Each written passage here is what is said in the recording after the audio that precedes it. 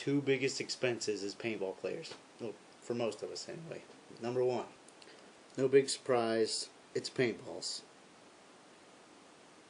Number two, these friggin' things right here.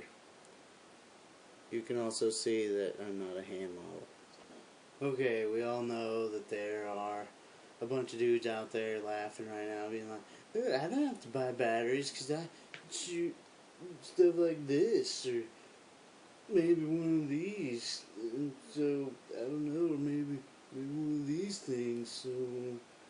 So gas would be my second expense.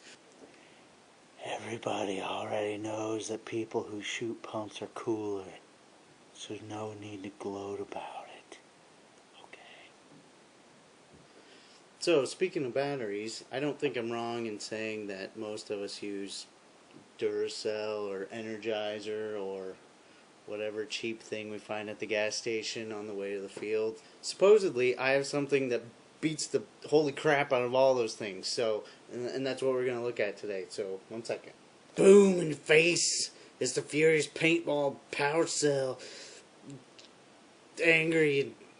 No, it will not calm down. Okay, and the claim is, with these, is that they're supposed to last roughly twice as long as the regular batteries that you and I have been using mostly for forever. So, so twice as long, and they're supposedly optimized to be made for paintball things. So we're going to put it to the test. I actually had a little bit of trouble trying to figure out how to do this head to head, and then I realized, you know, obviously the batteries only go in our guns and our hoppers, really. So if I put in a gun, it'd take friggin' forever to drain it down. I could go by shot count or whatever and get some nice numbers to go with it. But I was thinking hoppers might be easiest, and the hopper that I own that has eaten more batteries than anything else is the VL2000 that I have. And actually the main reason is because of the sweet exposed switch design that they had on there that got fixed when the Revolution came along. This thing will murder batteries when it's in your gear bag. So anyway, that's what's going to kill our batteries. So let's get it going. Okay, let's start with the wimpier batteries first. I got a fresh pack of Duracells here, and here we go. Round one. Okay, batteries hooked up. Stopwatch. We get this thing started and drive everyone crazy with the incessant noise, and I'll probably go find my headphones. So yeah, that's gonna be awesome. So here we go, guys. I won't make you stay and watch all this. We'll cut through. Okay. I got up and went to the restroom, and the hopper was still churning along. I would have considered that it would still be actually feeding paintballs, so it wasn't like barely getting by or anything. And then when I came back to my desk, it was dead.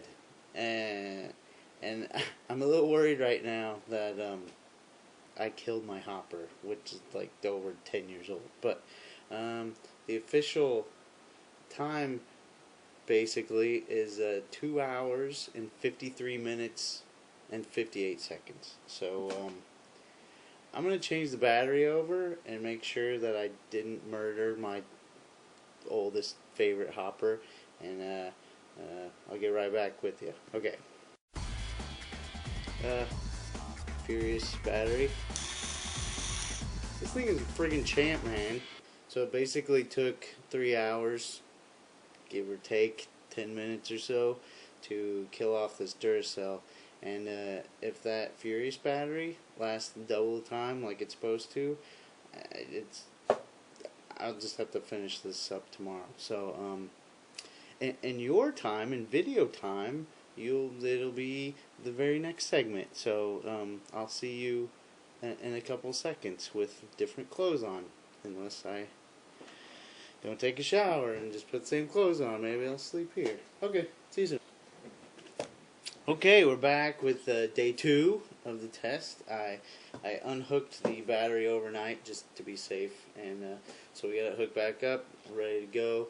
Um, I was worried yesterday about the hopper dying after 3 hours straight of running. I mean, this thing is at least 12 years old, but so I'm a little concerned about a potential 6-hour run. Make sure it doesn't catch on fire or anything, but okay. I'll see you again in a second, and we'll see how long this battery goes. Okay. Just past the 3-hour mark. Furious PowerCell is the winner over the Duracell so far, and now it's just a competition between that and my sanity. Okay, be back in a second. Okay, we're at 4 hours, still going. At 3 hours, I actually thought it sounded like it was slowing down a little bit, which it is. It has slowed down from when I very first put the battery in, but I think it's going the same speed as it was an hour ago. So it's probably just hitting its stride. Here's your champion: 4 hours, 21 minutes, 1 second.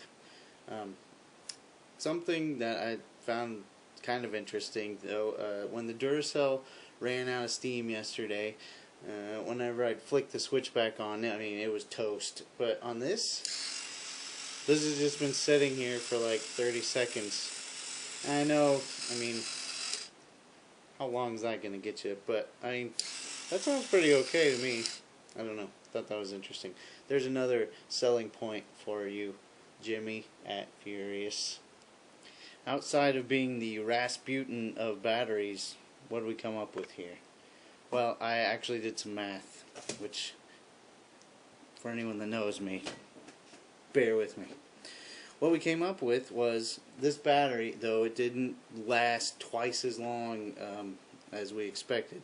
And like I said before, we don't know, this wasn't the most complete scientific thing here. But still, the Furious battery lasted 65% longer than the Duracell.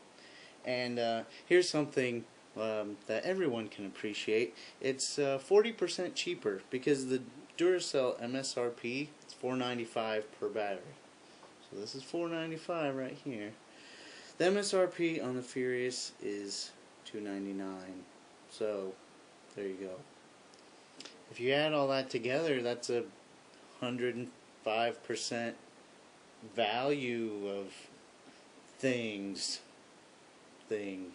Feel free to use that in your next marketing campaign. If this all sounds good to you, go to FuriousPaintball.com, check out the batteries, and they actually make other stuff too. They make some pretty nice barrels.